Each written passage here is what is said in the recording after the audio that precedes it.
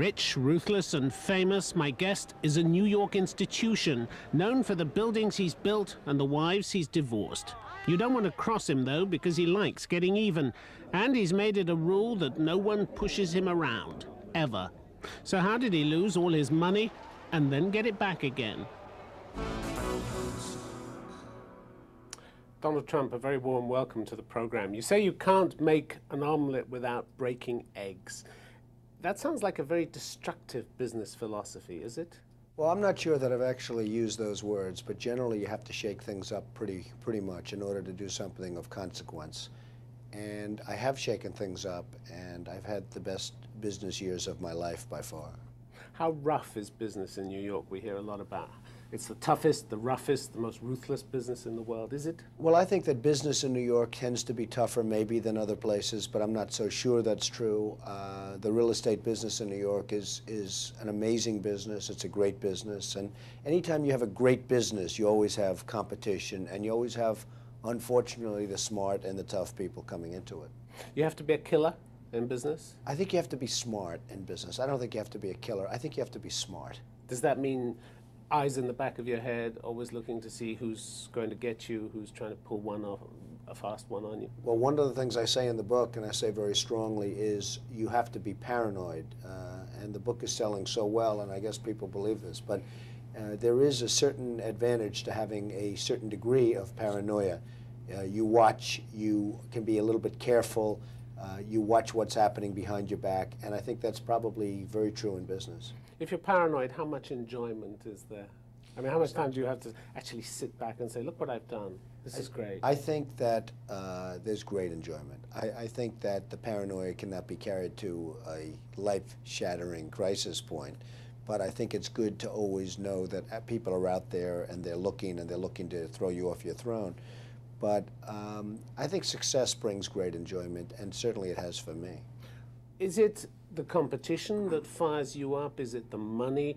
What is it that gets you out of bed in the morning? What is it that drives you here? I really think it's the artistic or the aesthetic. I love building great buildings. In the case, most of my business is the building of things, and I get great artistic pride out of a great building like Trump Tower, which is on 57th Street and 5th Avenue in New York, or Trump International Hotel and Tower, my new building on Central Park West. I mean, I get a great sense of artistic enjoyment out of those buildings. What do you think of business methods in this city? I mean, you've been a New Yorker all your life, you've lived here. What do you think of the way people conduct business in this city? Well, I don't think that New York is that much different from other places. What I do think is that there's a greater energy in New York. There's a greater verve or a greater drive maybe in New York than most other places, and really than any other place I've seen. But I don't think that business itself is much different in New York than it would be anywhere else. Greed, corruption. I mean, you say, it's a throwaway line in the book, greed is good. Well, I don't think greed is good. And as you know, they did the famous film with Michael Douglas, Wall Street, where greed is good. But that is not the case. I mean, I think greed is bad.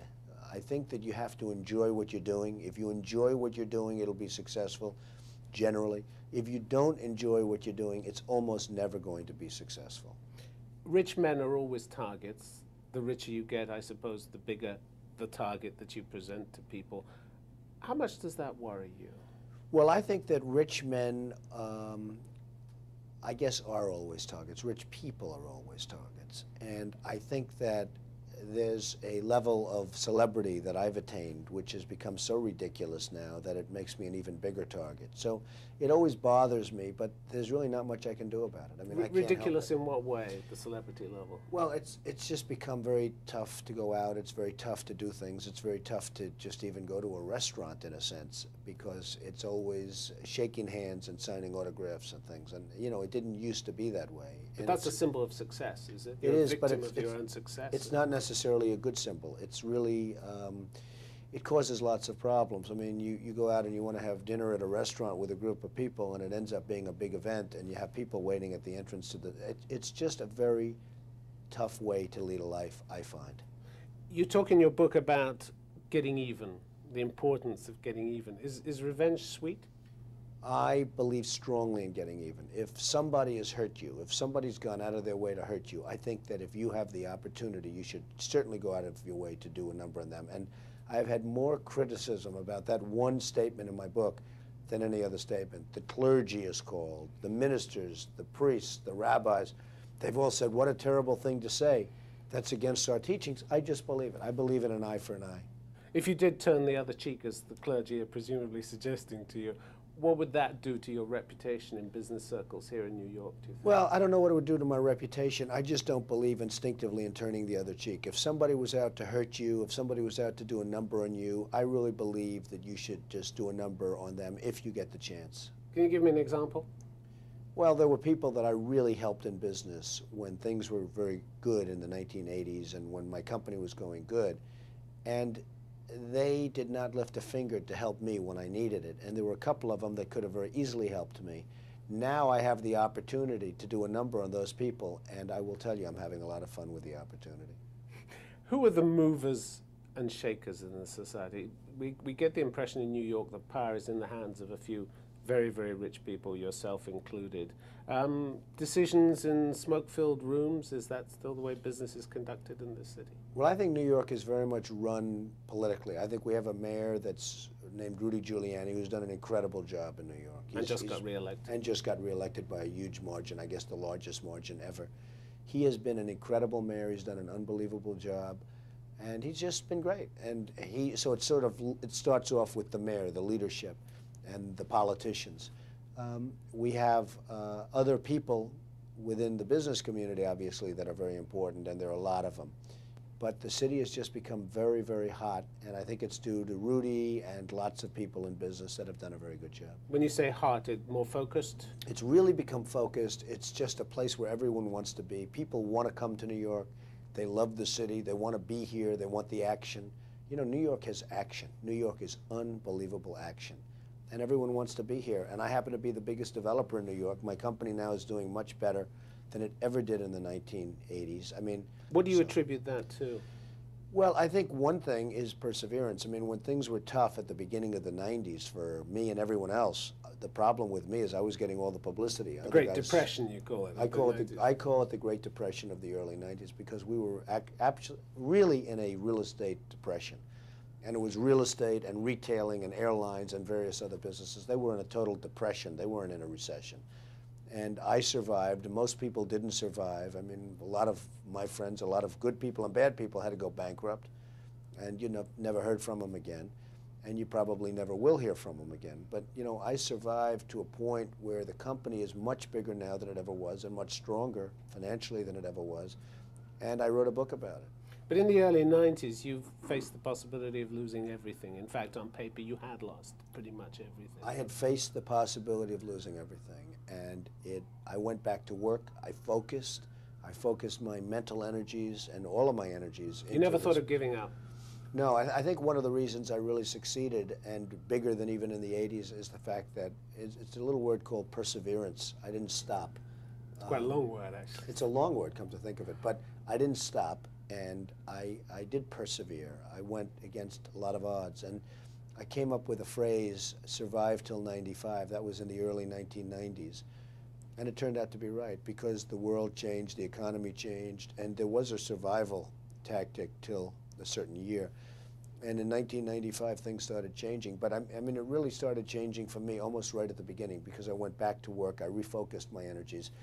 How desperate were you at that time? Well, I mean, how depressed did you get? Well, to start off with, I really blame myself a little bit because I've always been able to pick markets. And I really wasn't focused toward the end of the 80s because I was having too good a time. I was enjoying my life too much.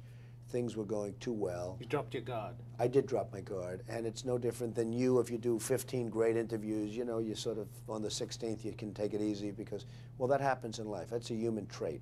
And I did drop my guard. And what I did is I re-put up my guard and re-put up my defenses and my offenses much stronger than I ever did in the 80s and worked probably harder than I did in the 70s and 80s and actually became much more successful. You had to believe in your own abilities. Wasn't there a time when you thought, I really can't hack it, I should get out of this? I'm not suited to this? There were some pretty depressing times because I had owed billions and billions of dollars. 975 million or so was personally guaranteed. And that's a pretty deep hole. And when you're that deep in debt, you're mired in debt, and you're that deep in debt, I mean, that's a pretty rough situation to be in. And the vultures are circling around you? Well, you had plenty of vultures, you had plenty of bad people circling, and some good people that frankly wanted to get paid. But it was hunker down time, as they say in Georgia, and I did do that. Did you learn some lessons about the people who were your friends and the people who weren't your friends? I wrote once. Painful lessons. They were painful, and I wrote once that I would love to sort of have a bad period financially, just to see who my friends would be and who my enemies would be. Now, I'll never write it again, because it's not fun. And it might be a self-fulfilling prophecy. Well, that's true. And so I don't want to write it again. I wrote it once, and I had that down period, and that down period I learned a lot. I learned a lot about myself. But I will tell you, I also learned that there are some very good friends out there for me, and there were some people that did not help. Tell me about the women in your life, because there seems a sense in which you say in the book, you've measured women by your mother. Is that right? Well, I have a wonderful mother, a great mother, and I don't say I measure women by my mother, but I have a woman in my mother who's a terrific woman. And I've been married to two very nice women, but it just didn't work out. And I think part of that, one of the negatives to success is that there are lots of obstacles thrown in your way in terms of relationship. First of all, time, but even your own mental psyche. I mean, my thing is I'm thinking about deals, and I'm thinking about these great buildings all over, and that I'm doing, and I'm building the largest job ever approved by the New York City Planning Commission on the West Side. That's a thought process. There's a lot of things that I'm doing and building, and I'm thinking about that maybe as opposed to relationship. I'm not saying that in a positive way. I'm saying it almost in a negative way, because it's very negative in terms of relationship. And success may be great in terms of living and lifestyle and beautiful homes and apartments and boats and planes and all of the stuff that doesn't mean very much, but success is not necessarily very good for a relationship. Women are far stronger than men, you say. You really believe that? I believe that women are actually stronger than men, and I actually say that they're not so much stronger, but I think they're more aggressive than men. And their sex drive makes us look like babies. I think that the women's sex drive is actually as good or greater than a men's sex drive. And I mean, I've been witness to it, and perhaps you have if you're lucky, but sex drive of women is extraordinary. And they like to portray themselves as the weaker sex, but the weaker sex doesn't exist, believe me. I think they're certainly the more aggressive sex. And even in business, I found that some women are just more aggressive. And I don't exactly know why. And I say this with respect. I don't say this with scorn, with anything else. I say this out of great respect. But I think that women, in many cases, are more aggressive than men. You've seen that sex drive firsthand. You talk about the woman of great social pedigree and the dinner party that you went to. Tell me about that. Well, I've had a lot of circumstances where a woman's sexual drive has turned out to be just extraordinary and not necessarily anticipated by me. And I write about this in the book, and it's pretty good stuff. This was really a specific dinner, though, wasn't it? This was a specific dinner. And what happened? Well, I'd rather let the book speak to it, because, to be honest, it's almost embarrassing talking about it in an interview. But because it really is mostly a business book, but I think that women have a lot to do with business. They have a lot to do with the effect on your life and how they affect your life. They have a huge amount to do with it. She embarrassed you, though, this woman. I mean, you don't name her in the book, but she embarrassed you. I would never name her. Somebody else wrote a book and named all the women that he had, as he said, conquered. And it was playing with the feet under the table, wasn't it? Yes, it was. And it was a whole thing. And it led to something that was sort of interesting. And it just wasn't a very good thing, especially with her husband sitting on the other side of the table. And there are so many instances like this, and I do talk about them in the book, and they're interesting. It's not what the book is all about, but the book is about success, and frankly, women so influence you and the world around you that I devote a lot of time to women in the book.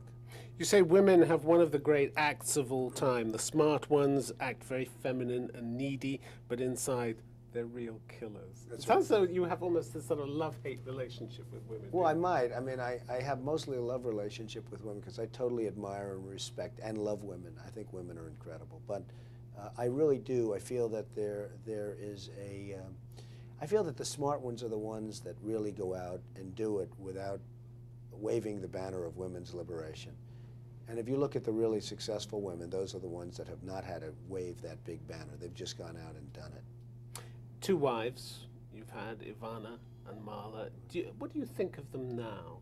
I have good relationships with both of them. You've had fights. You're in an ongoing fight with one of them, or you were at the time the book was being written. But I mean, we'll see. I'd rather be able to address that question sometime later, because at this moment, I have a very good relationship with Ivana. I think I have a very good relationship with Marla, but I'll be able to tell you better in about a month or two. We'll find out. You stress the importance, though, of the prenuptial agreement, even though you say it's a vicious and it's an ugly document, and people who sign it are 50% more likely to divorce than those who don't. But yet you stress this is a key to a happy marriage, is it? Right. Well, prenuptial agreements are ugly, vicious, terrible documents that you have to have. I mean, it's if you're getting married and if you're a person of substance, man or woman of substance, you have to have a prenuptial agreement. And the reason is the word certainty. You need certainty over your business. You can't be going on for 10 years fighting over a divorce agreement. You need certainty. And you just have to have a prenuptial agreement. And even when you do, you have battles, as you've shown. It's not foolproof, is it? Even when you do. I mean, even when you have well, prenuptials are pretty foolproof, but they still fight, and people will still fight over prenups. I mean, there's scores of people that have fought for more than their prenuptial agreements have given them, are legion. But, you know, the prenuptials are very strong agreements and hold up. Does it take the romance out of it? Yeah, it does. It's always tough to go up to somebody and say, you know, gee, I love you very much, but if and when we get divorced, this is what you're getting. So, you know, would you agree to that? It's always really tough. It's a very unromantic agreement. There's nothing nice about a prenuptial agreement, but from a practical standpoint and living in this world and living through a very difficult court system and everything else, I think it's absolutely necessary for somebody to have one. And I mean, so important that I actually devote a chapter in the book to prenuptial agreements. So you think that if you can sort out the finances, that somehow the relationship will take care of itself? I think that finances and relationship are very, very different. What don't the two ever go together? I think that that finances, that great success often leads to bad relationship, unfortunately. I think that the reason that somebody becomes successful is that focus is on his success, his or her success, not necessarily his or her relationship. But I think that there are times when both can work beautifully, and that's if you get the right partner. And getting the right partner is a very important thing in life. I mean, having the right partner can be a very beautiful thing in life, if you're lucky enough to do that. You're taking a break from romance now? I sort of am. I'm not, it's certainly not number one on my mind. I'm having a lot of fun doing what I'm doing. It's just not number one on my mind. Glad to be free? I really am. I'm available? very happy. I'm Not very that, happy. not that we're advertising. No, it no, anyway. no. I wouldn't want to advertise it, because I think there's nothing like having a great relationship. I think having a great relationship is more important than deals and more important than everything else. I find that business comes very easy to me. Relationship is always a much more difficult thing. And I've just found that historically that's been the case. Most people would say it's just the opposite. It's easier to have a relationship. I think that relationship is based on so many different things that are adverse to business. And I think that having that great relationship does not necessarily go with having that great business. Most important to you seem to be your children. Is that right? This matters to you a great deal. Yeah, I have great children, and they're very important to me, and I think that's one of the great things that came out of both relationships. And your parents, still very close to them? I'm very close to my parents. I have a great relationship with them. How did they inspire you in business? Because your father was a businessman, is a businessman. My father was a builder in Brooklyn and Queens. He built moderate income housing and some low income housing. He was really good at what he did. He was a real professional. And I learned a lot just sitting at his knee, you know, listening to him from the time I grew up. And I just learned a lot about negotiating. I learned a lot about building. I learned a lot about business. And while he was at a different level in terms of the kind of thing he did, he still built, and he built, you know, some really good stuff. He built some jobs out in Brooklyn and Queens, out in the boroughs of New York, for low and moderate income people. And, you know, he did a really good job at what he did.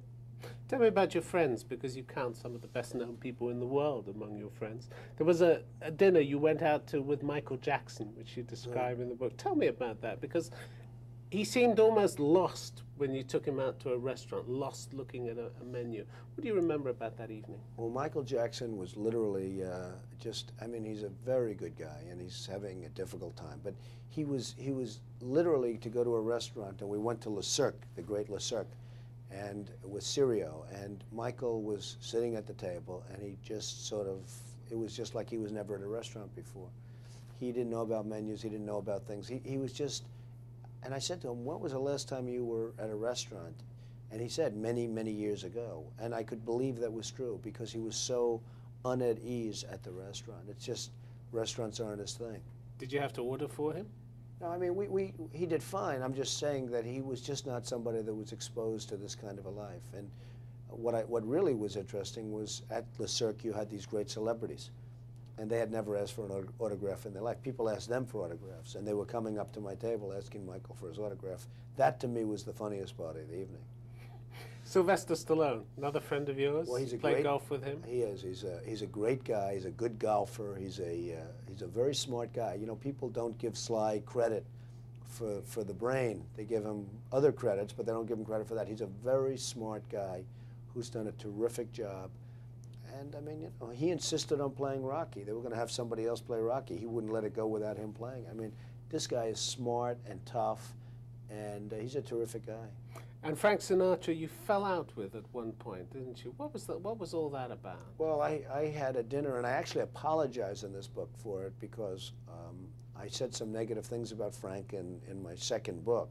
I mean, he's just been a terrific guy over a lifetime. How did you fall out, though? What was the incident? He was very rough and tough at a table with somebody, not me, with somebody at the table, namely his wife. And I was really shocked at it. I was surprised at it. I mean, I've seen a lot of things, so I don't get shocked too easy. But I've been, you know, I was just amazed at how bad this particular incident was. And then I realized, I mean, you go outside and everybody's pulling at his coat strings, trying to get his autograph, and trying to break him down one way or the other. And it really was pretty tough from a lot of standpoints. And as I mellowed coming into my third book, I said, you know, I feel badly about writing about him. And I did the same thing with Malcolm Forbes. I mean, Malcolm Forbes was a great guy and a friend of mine, but when I was having trouble, Forbes magazine put me on the cover, and they started doing some negative stories and everything else, and I didn't feel good about Malcolm Forbes. And then I realized he was just doing his thing. He was just doing his job. He was doing the right thing.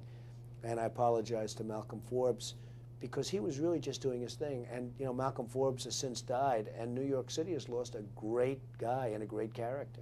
The impression from what you write is that you haven't had a good press. You haven't enjoyed relations with the press. You think the press has misled you, lied to you. Well, I think that an occupational hazard, or do you think you've been really badly treated? I think it's occupational hazard. I think a lot of the press is very dishonest. I think a lot of the press is really, really dishonest. But I think that I've been totally, you see, most people think I get great publicity. I happen to think I get terrible publicity. So, you know, what can I say? Do you mind what people write about you? I used to mind much say more. about you? I used to mind much more. The one thing I have learned, it's a one-week phenomena. It doesn't matter. At the end of a week, usually at the end of a day, but usually at the end of a week, it's totally gone. You don't even remember the story. And once you get that into your head, you can live with it. The lessons that you've learned over your career, nobody leans on you, do they? You're very, very focused about that. Well, I think I help people. I like people. I have a good relationship with people. I have a lot of great relationships in terms of business and in terms of people generally. Do people try to lean on you? Yeah, everyone tries to lean on me, but I have lots of really good relationship, and I don't mind being leaned on if it's to help somebody. I really enjoy helping people at high levels and at low levels. I feel it's very important to give to charity. I give a lot of money to charity. I try and help as much as I can. But you know, there are times when you just have to say, that's enough. That's all I can do. People might look at you and think to themselves, I wonder what it's like to have all that money. Donald Trump, what is it like to have all that money? Well, again, money does not buy happiness, and it does not buy lots of other things, but it certainly makes life easier, and it really does create, it lets me create what I want to do artistically, because I'm an artist. In a certain sense, I'm an artist. I build the greatest buildings in the world. I'm the biggest developer in New York City. I love what I'm doing, and I put up great things. And having money and having the kind of access to money that I have allows me to do what I like to do best. And if someone says, I want to be Donald Trump, what would you say to them? I'd say lots of luck. Donald Trump, thanks very much for sharing your views with us on Hard Talk. Thank you. Thank you very much. Thank you. Great honor.